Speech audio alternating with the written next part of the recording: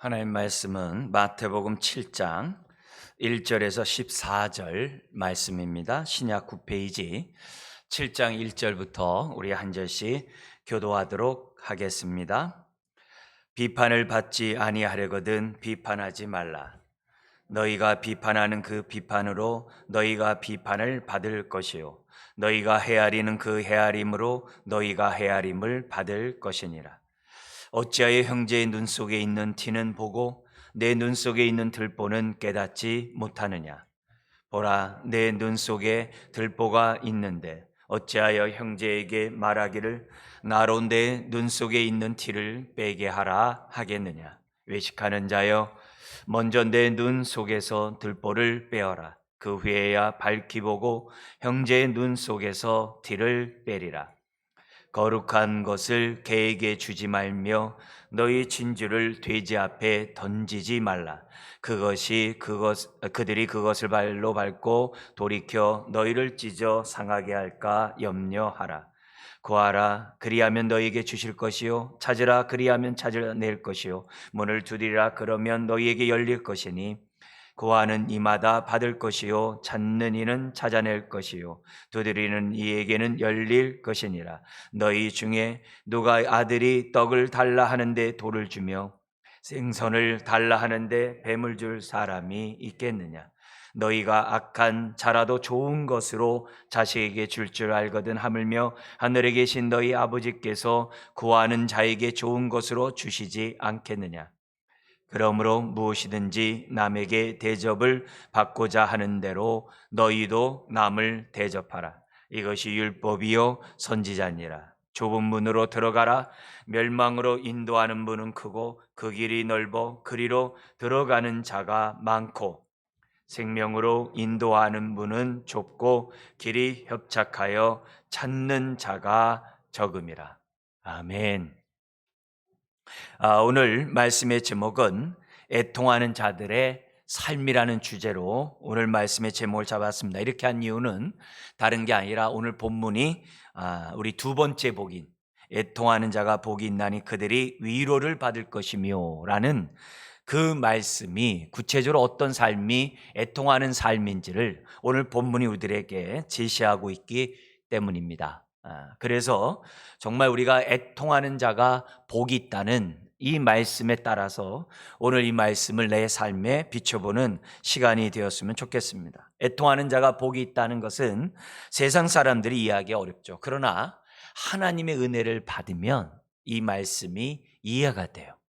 그리고 아멘이 돼요. 정말 이 애통하는 자가 우리에게 위로를 주고 소망을 주고 기쁨을 준다는 것을 하나님의 은혜를 받은 성도들은, 하나님의 자녀들은 다 받아들입니다. 아멘합니다. 우리가 2021년 우리 마지막 주일, 또 우리가 하나님의 앞에 나와 예배하면서 정말 우리들의 삶이 지난날의 삶을 볼 때 사실 애통할 것밖에 없어요. 근데 애통하는 자가 위로가 있고 애통하는 자가 2022년이 열린 소망이 우리에게 주어진다는 거예요. 울음 없이 우리에게 웃음이 없다는 사실을 다시 한번 생각하고 2021년 우리 한번 하나님 앞에서 잘 울고 그리고 2022년을 저와 여러분들이 맞이했으면 좋겠습니다. 여러분, 애통하는 자가 복이 있다고 그랬을 때 그 복은 뭡니까? 물질적인 게 아니죠. 심리적인 게 아니죠. 그거는 성경에서 말하는 이 복은 그런 상태, 그런 존재, 이런 것들을 의미하는 게 복입니다. 다시 말하면 히브리인들은 하나님을 자신의 하나님을 모시는 그 상태, 하나님을 나의 하나님으로 모시는 그런 인생, 그것을 복으로 알았어요. 성경에 많이 기록되어 있어요. 여호와를 나의 하나님으로 섬기는 자가 복이 있도다. 시편 144편에 있는 얘기거든요. 그래서 오늘 이 팔복의 말씀을 우리들이 생각하면서 우리들이 정말 하나님의 은혜를 받고 하나님이 나와 함께함으로 정말 우리가 복 있는 인생이라고 한다면 애통은 자연스럽게 나오게 돼 있어요. 왜요? 하나님의 임재 앞에 애통하지 않을 사람이 어디 있어요?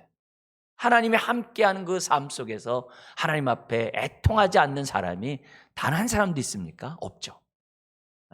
그렇기 때문에 오늘 이 말씀 우리가 애통하는 자가 복이 있다는 말을 우리가 2021년 마지막 주일 예배를 드리면서 우리 한번 정말 심각하게 또 깊게 하나님 앞에서 생각하는 시간이 되었으면 좋겠습니다. 여러분, 성경에서 애통하는 자가 복이 있다고 하면서 이 애통에 대해서 제가 지난번에 두 번째 복을 얘기하면서 여러분들에게 설명드렸어요. 세 가지로 설명드렸는데 잠시 좀 여러분에 상기시키고 오는데요. 첫 번째는 아까 말씀드린 것처럼 첫 번째 복을 누린 자가 애통해요. 심령이 가난한 자만이 애통할 수 있다라고 말씀을 드렸어요. 왜냐? 하나님의 임재 앞에서 내 모습을 보니까 보이는 게 죄밖에 없는 거예요. 은혜를 알면 알수록, 은혜를 경험하면 경험할수록 나의 죄가 밝히 드러나는 거예요. 주님을 알아가면 알아갈수록 더 내 죄가 밝히 드러나요. 심지어는 한 번도 회개해보지 않았던 죄악들이 보여요. 이게 은혜예요. 이게 신앙이 자라가는 거예요. 이런 모습이 정상적인 거예요. 그래서 우리가 심령이 가난한 상태가 되면 정말 하나님 앞에 우리의 죄 문제를 놓고 하나님 앞에 탄식하게 돼 있어요. 두 주인을 섬기지 말라고 했는데 두 주인을 섬긴 내 모습이 눈에 환히 보이는 거예요. 하나님 없이는 살 수 없다고 얘기하면서 내 마음 내 뜻대로 산 그 모습이 눈에 환히 보이는 거예요. 먼저 그의 나라와 그 일을 구하라고 그렇게 우리가 외치고 기도했음에도 불구하고 내 삶에 그러지 않는 내 모습을 보면서 애통하지 않을 수가 없어요. 그리고 또한 두 번째가 뭐였어요? 우리가 이 애통이라는 이 단어는 하나님만이 나의 위로자가 되기 때문에 애통하는 거예요. 하나님만이 나의 위로자가 되고 하나님의 위로가 있기 때문에 애통하는 거예요. 하나님의 위로가 없으면 뭐하러 애통하겠어요? 근데 애통할 때마다 하나님의 위로가 있거든요. 정말 하나님의 돌보시는 은혜가 있고. 근데 여기 애통이 어떤 애통이라 했어요? 헬라어에서 9단계의 애통이 있는데 아주 극심한 애통이 이렇게 사랑하는 이 가족의 어떤 그런 사망, 이런 임종, 이런 때 흘리는 그 괴로워하는 애통이 제일 끝의 애통이에요. 그 단어예요. 그러니까 죄 앞에 우리들이 하나님 앞에 우는 게 그냥 뭐 살짝 울고 뭐 이런 게 아니라 정말 사랑하는 사람이 먼저 하늘나라에 갔을 때 그 느끼는 그 비탄, 그런 비탄이에요. 그러니까 하나님의 임재에 가까이 가면 갈수록 이런 비탄이 나와요. 근데 하나님 앞에 멋지게 떨어지는 사람은 그냥 까딱하고 끝나요. 눈물 한 방울 흘리고 끝나요. 그럼 멀리 있다는 증거거든요. 근데 여기서 말하는 이 애통은 정말 심령이 가난한 자로서 정말 하나님의 임재 앞에서, 그러나 하나님만이 나의 위로가 된다는 데서 우리가 정말 애통하는 애통이 두 번째 복이라는 거죠. 그리고 세 번째는 뭐냐면 이 애통은 성경에 뭐냐면 계속 애통한다고 돼 있어요. 그러니까 세상 사람들이 할 수가 없죠. 은혜 받았다고 좋아하면서 울어요. 또 울다가 또 하나님의 은혜 때문에 또 감사해서 또 웃어요. 이건 세상이 알지 못하죠. 그렇지만 정말 은혜를 아는 사람들은 이 애통이 끊이질 않아요. 아니 어느 성경에서 항상 기뻐하라고 그러고 오늘 이 말씀은 또 뭐냐면 항상 애통하라고 그럽니까? 이게 뭐가 안 맞지 않습니까? 아니에요. 이 두 가지가 다 있을 때 그게 진정한 기쁨이고 그것이 진정한 애통이에요. 두 가지가 다 있어야 돼요. 이 두 가지 모습이 없으면 저와 여러분들은 정말 이렇게 정상적으로 하나님 앞에서 신앙생활 할 수 없어요. 애통하는 자가 복이 있다고 하는 이 말을 저와 여러분들이 잊어서는 안 돼요. 근데 이 애통함이 어디까지 흘러가야 되냐면 바울 같은 경우는 고린도 교회의 그러한 죄에서 벗어나지 않고 은혜 안에 거하지 않고 말씀 가운데 순종하지 않는 그 모습을 보면서 이 단어를 썼어요. 자기가 애통한다고. 그러니까 하나님 앞에서 내 아를 볼 때도 애통하지만 다른 사람들을 볼 때도 애통할 수밖에 없는 것이 이 애통이에요. 이 애통이에요. 그런 것들이 바로 뭐예요? 하나님의 임재 가운데 있는 사람들의 삶이고 그래서 복이 있도다 심령이 가난한 자, 복이 있도다 애통하는 자, 그들이 위로를 받을 것이며, 복이 있다면, 하나님의 임재가 있다면 심령이 가난할 수밖에 없고 애통할 수밖에 없다는 사실을 저와 여러분들이 잊어서는 안 돼요. 바리새인과 서기관들이 왜 종교적으로 타락했고 외식했습니까? 그들에게 애통이 없어서, 하나님 앞에서 애통이 없어서 형식적이고 외식적이고 종교적인 사람이 되는 거예요. 애통한 자만이 건강한 신앙을 가져요. 그리고 또 애통한 자만이 정말 뭐냐면 염세적이고 막 비관적이고 이런 데서 벗어나요. 막 우울하고 막 이런 여러 가지 막 포기하고 싶은 이런 데서 벗어날 수 있는 것이 이 애통이에요. 그래서 우리는 하나님 앞에서 많이 울어야 돼요. 아주 정말 많이 울어야 돼요. 많이 울어야 돼요. 훗날 계시록 7장에서도 우리 하나님께서 우리의 모든 눈을 씻어주신다고 그랬어요. 다 씻어준다 그랬어요. 근데 그것이 훗날만이겠어요? 우는 이 순간에도 우리의 눈물을 씻어줄 줄 믿습니다. 자, 그렇다면 이렇게 애통하는 자가 정말 하나님 앞에서 정말 우리들이 애통하면서 살아가는데, 구체적으로 애통하는 자들이 어떻게 살아가야 되는지 세 가지 예를 오늘 교훈을 통해 주님이 주는데, 이 애통하는 자와 다른 말로 한다면은 우리 지난주에 6장에 있는 말씀과 연관해서 먼저 하나님의 나라와 하나님의 의를 구하는 자들은 사실 애통할 수밖에 없거든요. 그래서 먼저 그의 나라와 그의 의를 구하는 자들은 어떻게 살아야 되느냐라고도 오늘 본문을 우리가 못해 돼요? 연결해서 이해를 해야 돼요. 그래서 우선은 애통하는 자들은 어떻게 살아야 되는가 세 가지를 오늘 보도록 하겠습니다. 1절부터 6절까지는 비판하지 않을 뿐만이 아니라 비판하는 내 삶에 대해서 울어요. 두 번째는 비판을 넘어 비판할 대상을 대접해요. 그렇게 하면 율법을 완성해요. 세 번째, 넓은 문으로 들어가지 않고 좁은 문으로 가고자 해요. 넓은 문과 좁은 문은 하나님의 말씀에 따라 살아가는 건 좁은 문이고, 바리새인과 서기관과 같이 아전인수격으로 자기를 위해 살아가는 삶은 넓은 문이에요.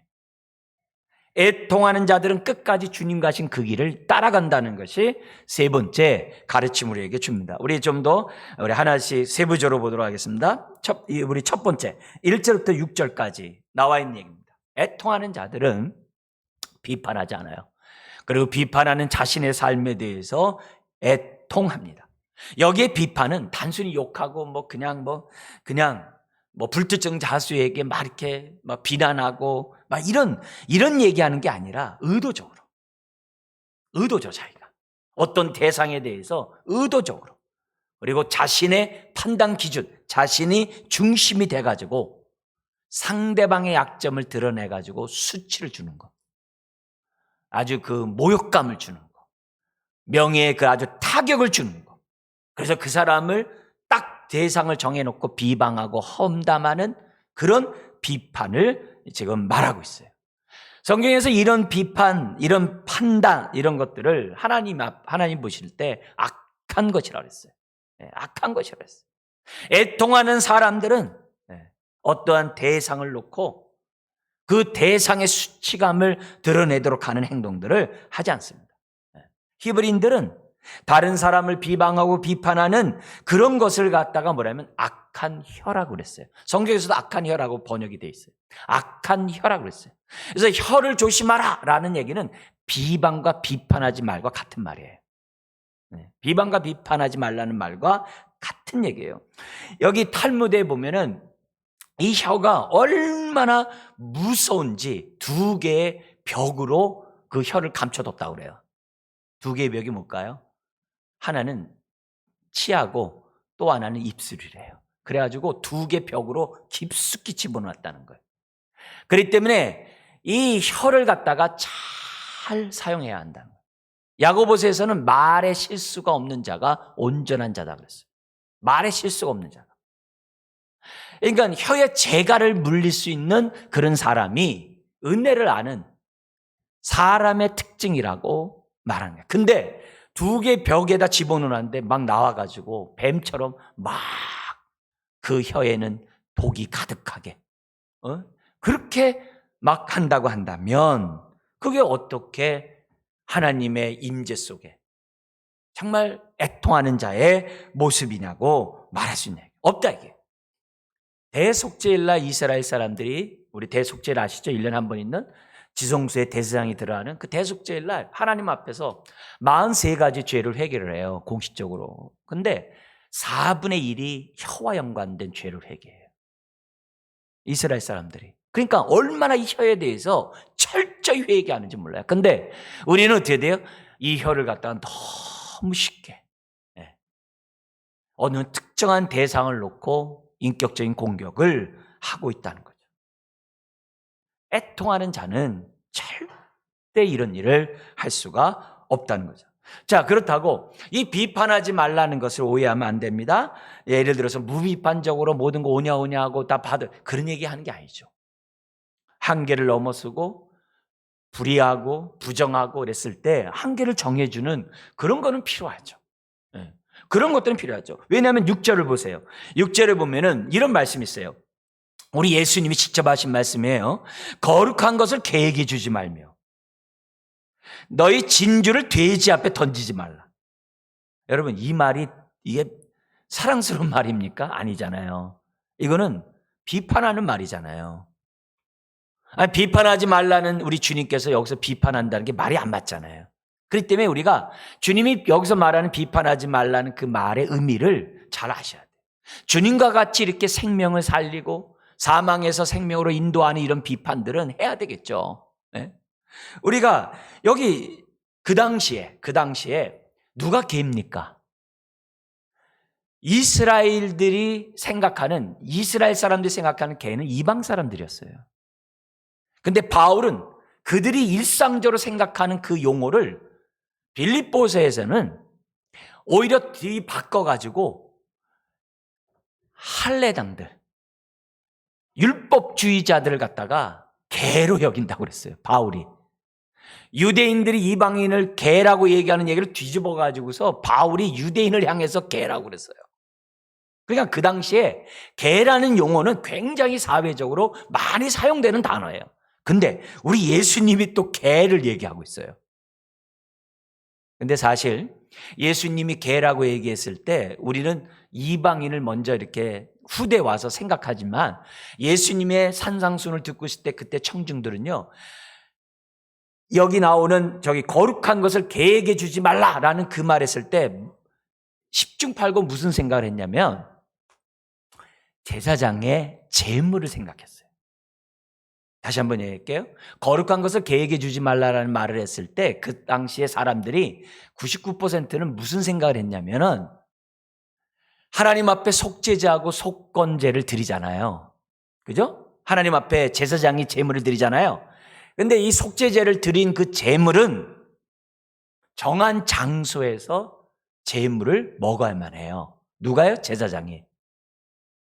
다른 사람이 먹을 수가 없는 거예요. 그래가지고 그 거룩한 제물을 하나님 앞에 드렸어도 제사장이 어떻게 돼요? 그 고기를 소홀히 여겨서, 예를 들어서 개에게 준다든지 다른 사람이 먹게 하면 하나님이 그 제사를 받지 않았어요. 그래서 유대인들은 제사를 지내고 있는 유대인들은 거룩한 것을 개에게 주지 말라 그러면 제물이란 거 다 알고 있어요. 우리는 몰라서 이게 그렇게 후대 해석을 갖고 있지만 유대인들은 다 알고 있단 말이에요. 그래서 거기에 대한 이 해석이, 우리 예수님 다른 데서 막 회칠한 부도 얼마나 막 정죄하고 판단하고 비판을 했습니까? 예. 근데 그런 얘기하는 게 아니라, 그래서 이 거룩한 것을 개에게 주지 말라는 그 말을 어떻게 유대인들은 해석을 했냐면은 다른 게 아니라 거룩하고 가치가 있는 것은 거기에 합당하게 취급하라는 거예요. 하나님 앞에 드린 그 성물을 갖다가 그 재물을 개에게 막 던지면 그렇게 소홀히 여기면 어떡하겠어요? 말이 안 되잖아요. 그죠? 여러분, 우리가 주님의 피값으로 산 이 몸을 갖다가 막 굴려보세요. 막 죄에 막 해보세요. 그럼 말이 안 되잖아요. 우리가 피로 값지고 산 이 몸이 거룩하다면 우리의 삶이 어떻게 돼? 거룩한 삶이 돼야죠. 당연하잖아요. 지금 그 얘기를 하는 거거든요. 거룩한 것을 개에게 주면 안 되거든요. 더구나 우리는 먼저 그의 나라와 그 일을 구하는 하나님의 자녀요, 하나님의 임재 속에 하나님의 성전인 하나님의 복을 받고 있는 사람들이잖아요. 근데 우리의 삶이 어떻게 돼요? 함부로 비판함으로 우리의 삶이 막 더러운데 막 던져버리고, 남들을 비판하고 정죄함으로 이 몸이 막 어떻게 돼요? 막 그냥 거룩한 몸이 막 쓸데없는 몸으로 막 던져진다고 한다면 그게 뭐가 되냐 이게. 말이 안 되죠. 여러분 아주 좋은 옷을 입고 그냥 새 옷을 입었는데 막 진흙탕에 앉은 사람이 어디 있어요? 말이 안 되잖아요. 우리의 주님의 핏값으로 산 주님의 거룩한 성전인데 마음대로 막 행동하고 말해서 막 그냥 남을 정죄하고 비판하는 말들이 막 나온다고 한다면 우리의 이 몸이 뭐가 되겠어요? 말이 안 되죠. 네. 어쨌든 그런 모습이에요. 그러니까 이런 모습 속에서 우리 주님은 정말 주님이 하는 비판과 정말 우리들이 어떤 특정의 그 사람의 수치스러움을 드러내기 위해서 하는 이 비판은 다른 거죠. 우리는 그걸 악평, 혹평이라고 얘기하잖아요. 어쨌든 그런 게 다른 거죠. 네.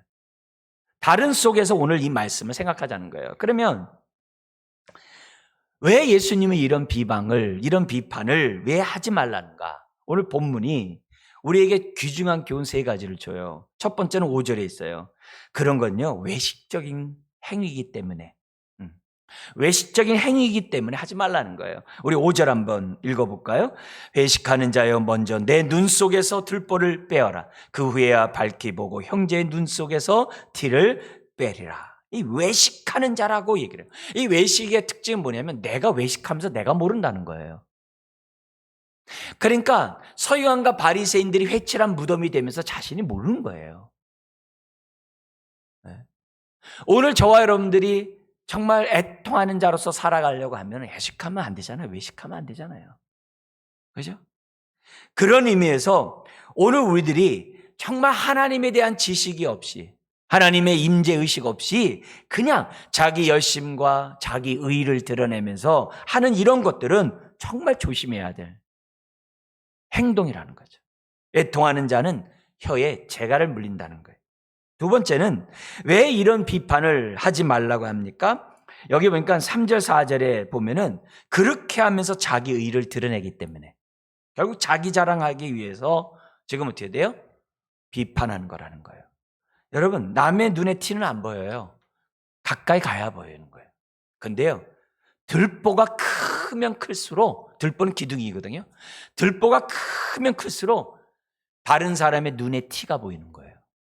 네. 가끔 우리 청문회 하거나 정치인들 막 하는 거 보면 어떻게 저런 그 흠을 갖다 저렇게 잘 찾아내지? 네. 오늘 이 말씀과 대조해 보면 혹시 그 사람 눈에 들보 있는 거 아닌가? 이런 생각이 드는 거예요. 너무 상대방의 약점들을 갖다가 아주 이렇게 해가지고 수치스러움을 드러내는 이런 행동을 보면 지금 이 말씀을 볼 때 기가 막힌 그런 말씀이 아닐 수가 없는 거죠. 네. 그렇게 함으로 결국 뭐예요?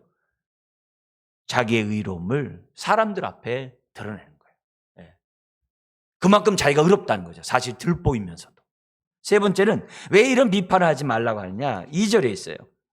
우리 한번 읽어볼까요? 너희가 비판하는 그 비판으로 너희가 비판을 받을 것이요 너희가 헤아리는 그 헤아림으로 너희가 헤아림을 받을 것이냐. 누구로부터요? 하나님으로부터. 그래서 세 번째, 왜 이런 비판을 하지 말라느냐? 지금 산상수훈에서 계속 강조하는 게 뭐예요? 하나님은 은밀히 보시는 하나님이라 했거든요. 은밀히 보시는 하나님. 그잖아요? 그러니까 하나님이 지금 뭐예요? 다 보고 있다는 거예요. 근데 이런 비판하는 사람은 하나님이 안중이 없다는 얘기예요. 안중이 없다는 거예요. 여러분, 하나님이 보이면요, 긍휼함이 보여요. 그죠? 왜요? 하나님이 보이면 내가 10,000달란트 탕감받았다는 게 깨닫게 돼요. 그래서 10,000달란트 깨달았기 때문에, 탕감받은 거 알았기 때문에 100데나리온 빚진 사람에 대해서 비판할 수가 없어요. 하나님이 안 보이니까 뭐라고 비판하고 뭐라고 정죄하는 거예요. 하나님이 없으니까. 입술은 주여 주여 하면서도 하나님이 없으니까 안 되는 거예요. 그러니까 결국 이런 비판들은 해서는 안 돼요. 그래서 이런 비판하면 할수록 하나님도 멀리 떠나요. 이런 사람은 애통하기가 힘들어요. 애통할 수가 없어요. 이러면 이럴수록 하나님의 긍휼함은 점점 멀어져요. 그럼 결국 나만 죽어가는 거예요. 나만 죽어가는 사람이 되는 거예요. 우리 하나님은 상한 갈 때도 꺾지 않으세요. 꺼져가는 심지도 끄지 아니하시는 하나님이세요. 정말 우리가 하나님의 복이 있는 자로서 애통의 삶을 살아간다고 한다면 비판하는 이런 것들을 하나님 앞에 회개해야 돼. 회개하되 애통해야 돼요. 누가요? 사랑하는 사람이 죽은 것처럼 아주 비탄의 애통을 하나님 앞에 저와 여러분들이 하셔야 된다는 거예요. 그렇지 않으면 내가 살 수가 없어요. 내가 치유받을 수가 없어요. 내가 회복할 수가 없어요. 내가 이 땅에서 주님의 복된 통로가 될 수가 없다는 거죠. 두 번째, 애통하는 자들은 어떻게 살아야 됩니까? 7절부터 12절인데요. 상대방을 비판하는 그런 것을 하지 않는 건 두말할 것도 없고, 하지 않는 것이 능사가 아니라 그런 사람을 어떻게 돼요? 대접해야 돼요. 왜냐하면 대접은 율법의 완성이기 때문에, 산상수훈의 완성이기 때문에, 먼저 그 나라와 그 일을 구하는 자들의 삶의 완성이 대접이에요. 대접이에요. 그러면서 오늘 본문은 뭐냐면 기도에 관한 이 본문이 나와 있습니다. 여러분, 우리가 정말 남을 대접하고 먼저 그 나라 그 일을 구하는 저와 여러분들에게 있어서 애통하는데, 이 애통하는데 어떤 걸 또 애통하게 되냐면, 하나님, 제가 먼저 그 나라 그 일을 구하는 삶을 살고 싶어요. 하나님, 저 대접하는 삶을 살고 싶어요. 근데 안 돼. 너무 안 돼. 뭔가 대접할 만한 사람에게 대접하고 싶고, 뭔가 내가 다시 이렇게 할 수 있는 사람을 내가 대접하고 싶지, 말도 안 되는 사람을 대접하고 싶지가 않은 거예요. 그러니까 어떻게 돼요? 하나님의 말씀과 내 마음이 갈등이 생기는 거예요. 그러니까 뭐 하는 거예요? 우는 거죠. 우는 거죠. 근데 울 때 두 가지 우리가 지식을 가지고 우리가 하나님 앞에 울면서 기도해야 돼요. 기도할 때 우리가 애통하면서 기도하는 두 가지가 뭐냐? 첫 번째는 뭐냐면 7절 8절에 있어요. 7절 8절에 있는데 그건 뭐냐? 응답받을 때까지 기도하라는 거예요. 먼저 그 나라 그 일을 정말 살고 싶어요 했는데 어떻게 돼요? 살 때까지 기도하는 거예요. 구하고 찾고 두드리는 거예요. 구하고 찾고 두드리는 거예요. 그게 우리들이 주님 앞에서 가져야 될, 애통하는 자가 가져야 될 기도입니다. 주님, 의에 줄이고 목마른 자들이 배부르다고 했습니다. 주여, 저희가 의에 줄이고 목마릅니다. 저에게 배부름을 주세요. 배부를 때까지 하나님께 기도합니다. 그러니까 막연하게 기도하는 것이 아니라 응답이 이루어질 때까지 하나님 앞에 기도하라는 것이 첫 번째예요. 그러니까 우리의 삶이 공고하고 피곤하고 너무 지치고 이런 것들은 뭐예요? 기도하지 않아서 그래요. 주님이 나와 함께함에도 불구하고 기도하지 않아서 그래요. 우리가 배부를 때까지 기도하는 거예요. 두 번째 기도할 때 하나님을 알고 기도하래요. 하나님이 어떤 분인지 알고 기도하래요. 그게 9절에 11절이에요. 좋은 것 주시는 하늘 아버지라는 거예요. 좋은 것을 주시는 하늘 아버지. 여러분, 예나 지금이나 아버지 그러면요, 집안의 기둥이죠. 집안의 모든 것을 책임지는 어떤 대상이죠. 그죠? 근데 옛날엔 더했어요. 옛날에는요, 아버지가 모든 집안의 어떤 그런 정말 이 엄청난 것을 다 가졌어요. 아브라함과 이삭과 야곱 같은 경우에는요, 그들이 집안의 제사장 역할도 했어요. 선지자 역할도 했어요. 왕의 역할도 했어요. 그만큼 히브리인들 생각 속에서 아버지라는 단어는 우리의 삶을 다 책임져 주시는 아주 그런 아버지, 든든한 방어와 보호와 우리의 삶을 책임져 주는 아버지로 생각하는 게 히브리인들이에요. 그런 생각 속에서 우리 예수님은 그 유대인들에게 얘기하는 거예요. 하나님이 바로 그 아버지라는 거예요. 근데 육신의 아버지보다 더 위대한 하늘의 아버지라는 거예요.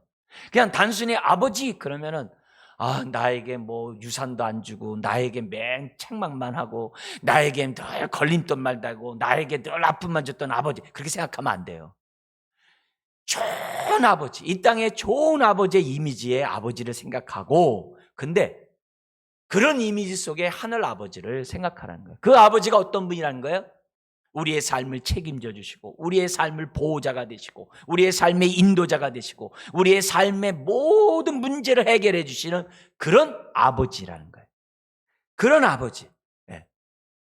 우리가 하나님 앞에 기도할 때 우리가 아버지와 자녀의 관계가 기도의 특권이라 했잖아요.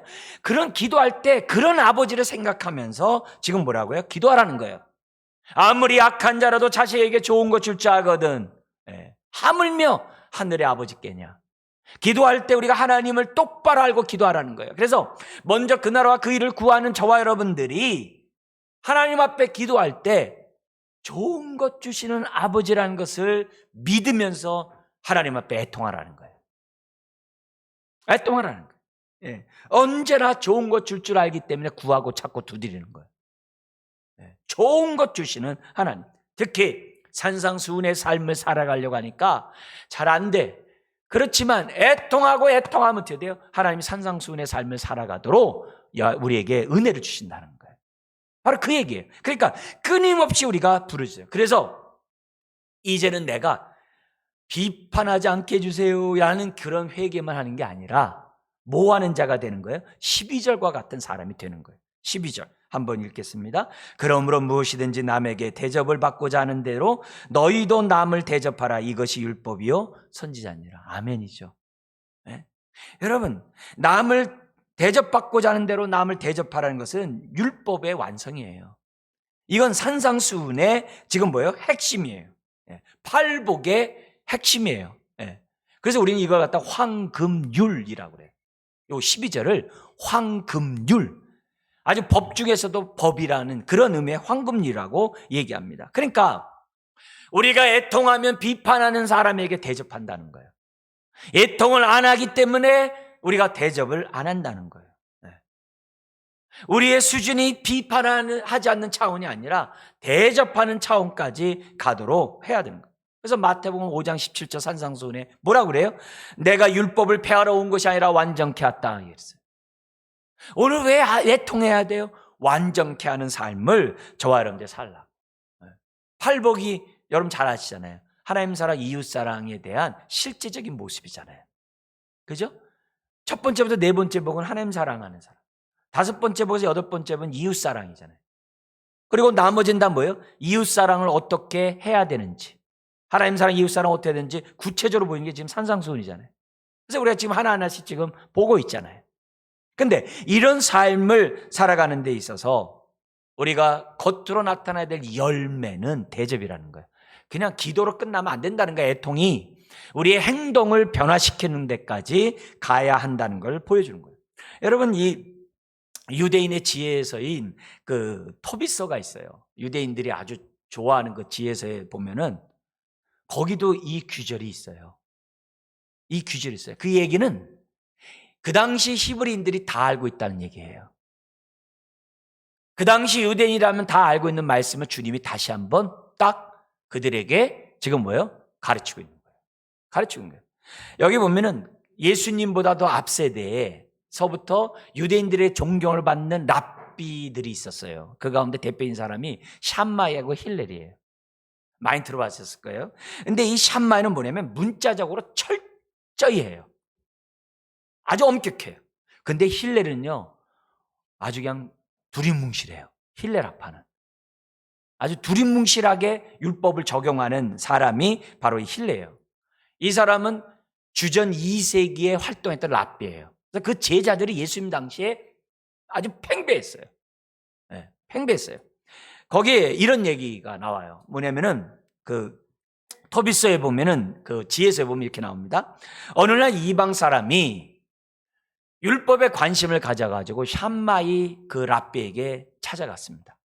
그러면서 그 사람에게 뭐라고 제시를 했냐면, 내가 지금 한쪽 발을 들고 서 있는 동안 토라의 말씀을 나에게 전부 가르쳐 주세요. 그렇게 얘기했어요. 나름대로 지혜롭게 얘기한 거죠. 토라의 말씀을 이렇게 해달라고. 이렇게 한 발 듣고 있는 동안에 짧게 얘기하라게, 한마디로 뭐냐 이렇게 얘기하는 거예요. 그러니까 샴마이가 뭐냐면 그 당시에 자기가 자를 가지고 뭘 측량하고 있었는데 그걸 가지고 때려가 쫓아버렸다고 합니다. 왜? 엄격주의자니까. 말 같지 않은 소리 하고 있다 이렇게 얘기했다는 거죠. 근데 힐렐아파의 수장인 힐렐은 그렇게 얘기하자 무슨 얘기하냐면 바로 이 얘기를 한 거예요. 당신이 싫어하는 걸 다른 사람에게 하지 마십시오. 그게 토랍니다. 딱 그 말을 한 거예요. 그러니까 그 얘기가 뭐냐면 내가 싫어하는 건 남에게도 시키지 말라 이게요. 남에게 하지 말라는 거예요. 지금 이 얘기나 오늘 이 본문의 말씀 내용이 같은 그런 분위기인 거거든요. 대접받고 싶으면 이제는 뭐예요? 싫은 게 아니라 받고 싶으면 뭐예요? 내가 하라는 거예요. 힐렐은 부정적으로 얘기한 거잖아요. 당신 싫은 거 남의 시키지 말어. 얼마나 지혜로워요. 그게 지혜에서 그 당시에 핵심 얘기예요. 근데 예수님 뭐예요? 하지 말라가 아니라 받고 싶은 대로 하라 이렇게 얘기한 거예요. 하라. 이런 삶이 오늘 저와 여러분들에게 이제 필요하다는 거죠. 그래서 히브리 사람들은요 이걸 적용하기 위해서 어떻게 했냐면은 다른 사람에게 싫은 티색 안 내면서 살아야 된다고 적용을 많이 했어요. 싫은 티색. 예를 들면은 막 짜증나는 일을 시키려고 하는 거예요. 그때 막 짜증나 이렇게 얘기하는 게 아니라 짜증나게 막 시킬 때 싹 웃으면서 그러세요. 제가 지금 이게 지금 이거 하고 있는데요. 요거 잠깐 제가 빨리 하고 내가 당신에게 내가 해줄 테니까 잠깐만 좀 기다려 주세요 하면서 환히 웃으라는 거예요. 그렇게 적용했다는 거예요. 그러니까 그래서 왜 그렇게 하느냐? 거기 이제 글에 또 나와 있는 내용이 뭐가 있냐면은 만약에 당신이 정말 필요해가지고 그 사람에게 가서 요청했을 때 당신을 보고 인상 쓰는 게 아니라 환히 웃으면서 아이고 힘드셨군요. 네.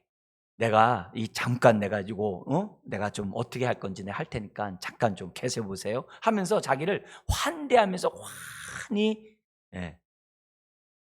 해줄 것을 기대하면서 지금 뭐냐면 상대방에게 요청하는 사람들에게 그런 얼굴 보이지 말고 환하게 환대하라고 그렇게 글에 기록되어 있어요. 그러니까 굉장히 지혜로운 거죠. 그죠? 굉장히 지혜로운 거죠. 그러니까 우리들이 내가 하기 싫은 것을 남에게 하지 말라는 그런 표현을 갖다가 그 설명하면서 그런 내용들이 글이 있는 것을 보면은 우리가 생각할 게 많은 거예요. 많은 거예요. 우리는 내가 지금 막 피곤하고 힘들면 짜증스럽게 막 표현 그냥 막 하잖아요. 마음이 안 들어요. 그래서 금방 막 인상 쓰고 그러잖아요. 애통하는 자는 그렇게 하면 안 된다는 거예요. 오히려 그냥 우리가 어떻게 하면 내가 대접받고 싶은 대로 대접할 수 있는가? 그 순간에 상대방이라면 내가 어떻게 행동하는 게 좋을까 생각하고 내가 어떻게 짜증내는 게 아니라 환대하면서 하자 이게. 정말 기쁨으로 사람을 맞이하자 이게. 그런 것들이 남을 대접받고 싶은 대로 대접하라는 그 모습이에요. 근데 이거는 율법의 완성이잖아요. 애통함 없이 안 돼요. 애통함 없이 안 돼요. 나를 복종하지 않으면 안 돼요. 그러니까 하나님 앞에 또 울고 또 울고 또 우는 거죠. 다른 거 없는 거죠.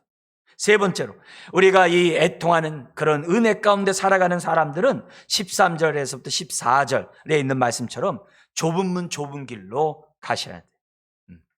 좁은 문 들어가면 넓은 길 나오겠지. 천만에요. 좁은 길 가다가 어느 순간 넓은 길 나오겠지. 천만에요. 그냥 좁은 문 좁은 길밖에 없습니다. 그럼 이 말이 무슨 말이냐? 그 당시에 바리새인과 서기관의 그 교훈을 따를 것이냐? 아니면 예수 그리스도 정말 하나님의 근본 그 원리에 따라서 살아가느냐? 거의 대조예요. 여러분, 우리 주님은요 지금 성도들에게 예누리가 없어요. 성도들에게 하나님 말씀을 전하는 데 있어서 굉장히 엄격했어요. 굉장히 엄격했어요. 주님은 그냥 지금 좁은 문 들어가기 어렵지? 그러면서 내가 먼저 넓은 문 줄 테니까 점점 좁혀줄 테니까 좁은 문 들어와 이런 식으로도 안 해요. 주님은 생명의 길 사망의 길 같이 이렇게 있는 것처럼 딱 엄격하게 얘기해요. 너 날 따라하고 싶느냐? 자기를 부인하고 날마다 자기 십자를 지고 날 따라오라. 그렇게 얘기를 하세요. 굉장히 주님의 이런 메시지는 그 당시에 바리새인과 서기관들처럼 아전인수격으로 하는 가르침과 다른 거예요. 바리새인과 서기관들의 그런 가르침은 그냥 넓은 문 넓은 길이에요. 그래요. 근데 주님은 그렇지 않아요. 좁은 문, 좁은 길. 베드로전서 2장 21절에서 그랬어요. 예수님이 왜 고난을 받으셨느냐? 우리에게 본을 끼쳐 그 자취를 따라오게 하려 함이라. 다른 길이 없어요. 십자가 길 외에는 없어요. 그러니까 주님은 처음 주님을 믿고 따르는 그런 사람들에게, 또 제자들에게 생각 없이 따라오지 말고, 많은 사람이 있는데 그런 거 따라가지 말고, 지금 뭐예요? 내가 너에게 전해준 이 하나님의 말씀만을 붙잡고, 지금 어떻게 돼요? 힘들고 어려워도 골고다 언덕으로 가라는 거예요. 근데 그 삶이 쉽냐 이게? 어렵죠. 그러니까 울어야죠. 네. 울어야죠. 울어야죠. 그러니까 대충 신앙 사람은 좋아질 거라, 그게 아니에요. 신앙은 처음서부터 분명해야 돼요. 근데 감사하게도 주님의 멍에는 가볍고 쉽대요. 왜 그럴까요? 주님이 함께 하시니까. 그래서 울고 짊어졌는데 웃는 거예요. 왜? 주님이 함께 하시니까. 내가 이것을 감당하고 있으니까 웃는 거예요. 웃는 거예요. 그러니 정말 얼마나 역설적인 그런 가르침인지 몰라요. 우리가 애통하면서 주의 십자가를, 정말 나의 십자가를 정말 지고 주님을 따라가면은 놀랍게도 어떻게 돼요? 애통하는 자에게 하나님의 위로가 있다 그랬잖아요. 함께 하시는 그 위로가 그 순간에 나에게 강같이 임한다는 거죠. 네. 넓은 문은 다 어떻게 돼요? 멸망으로 인도할 수밖에 없는 거예요. 여러분, 지금 이제 기독교가 많은 욕을 먹고 있고, 기독교가 많은 사람들의 지탄을 받고 있고 막 그래요. 우리가 볼 때는 절망이에요. 근데요, 우리가 애통하면요, 희망이 돼요. 여기서 우리가 애통하면 거기서 뭐가 이루어지는 거예요? 기독교가 보다 더 어떻게 돼요? 새로운 정말 피조물 같이 새롭게 갱신돼서 하나님 앞에 서는 거예요. 왜냐? 역사적으로 보면은 항상 이런 일들이 되풀이되어 왔거든요. 원래 종교개혁도 다 뭐예요? 다 욕먹고 하는 순간에 하나님이 어떻게 돼요? 정금같이 되어 나오도록 이 종교개혁을 통해서 나타나게 됐잖아요. 왜요? 그때 애통하는 자들의 몸부림이 있기 때문에 종교개혁이 이루어진 거거든요. 그러니까 그런 것처럼 어느 시대나 다 마찬가지예요. 지금같이 이렇게 기독교가 막 이렇게 막 팽배돼 있고 25억 명의 인구 사람들이 기독교인이 이런 상황에서 우리가 볼 때 뭐예요? 너무 그냥 생각 없이 주님을 따라왔고, 생각 없이 예수를 믿고, 생각 없이 복받고자 정말 주님을 믿고 신앙생활하는 사람들이 많거든요. 그러나 이런 상황 속에서 어떻게 돼요? 위기를 만나고 막 여러 가지 어려운 일을 만나고 막 하는 가운데 애통하는 사람들이 막 생겨나는 거예요. 엘리야 입장에서 볼 때는 이제는 이 우상의 이 나라 끝났다. 그런데 우리 하나님 뭐라 그래요? 바알에게 무릎 꿇지 않은 7,000명 남겨뒀다 그랬거든요. 그 7,000명이 뭐 하겠어요? 애통하고 있겠죠. 애통하고 있겠죠. 그러니까 우리가 이 나라의 이민족뿐만이 아니라 한국교회를 바라보면서 우리가 애통하는 것이 이게 왜 중요하냐?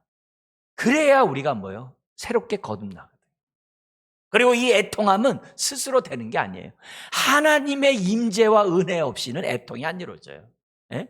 우리가 이 나라 이민족을 위해서 우는 그것은 복이에요. 그래서 내 자신을 위해 우는 것도 복이고, 내 가정을 위해 우는 것도 복이고, 교회를 위하여 우는 것도 복이고, 내가 섬기는 아이들을 놓고 기도하는 것도 복이고, 지금 이 썩어가는 이 세상을 바라보면서 우리가 우는 것도 다 복이에요.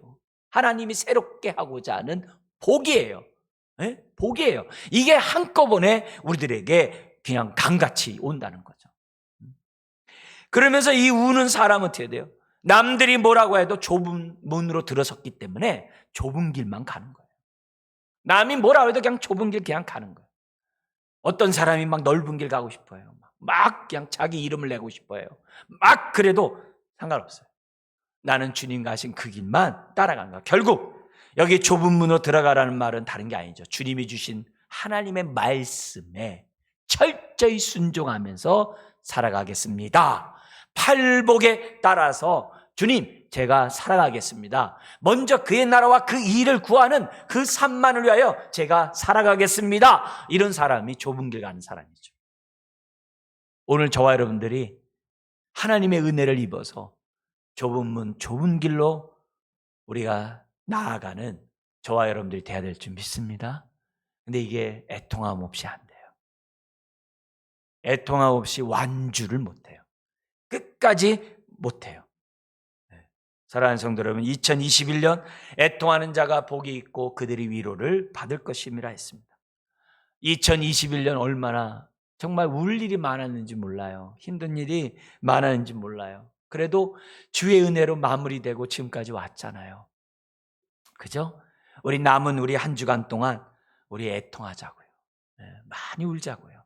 많이 울고, 그래서 어떻게 돼요? 우는 자가 위로가 있을 뿐만이 아니라 우는 자가 소망이 열리는 거예요. 2022년이 나에게 활짝 열리는 거예요. 활짝 열리는 거예요. 그리고 내 눈앞에 정말 좁은 문, 좁은 길이 내 눈앞에 환히 보이는 거예요. 그리고 그 길을 담대함으로, 감사함으로 나아갈 수 있는 거예요. 특별히 오늘 세 가지, 혀를 조심합시다. 그리고 대접합시다. 그리고 주의 말씀을 붙잡고 끝까지 갑시다. 이 말씀을 우리가 붙잡고 우리가 또 한 해를 마무리하는 저와 여러분들 되길 주의 이름으로 부탁드립니다. 기도하겠습니다. 하나님 아버지, 영광의 길, 생명의 길, 주님 가신 그 길 따라가기를 원합니다. 은혜를 더하여 주옵소서. 오늘도 복이 있나니 참으로 하나님이 함께하는 자, 그가 심령이 가난할 것이며 그가 애통할 것이라고 했습니다. 주여, 애통하는 것이 복임을 우리가 깊이 체험하는 주의 자녀들 되게 하여 주옵소서. 예수님의 이름으로 기도드리옵나이다. 아멘.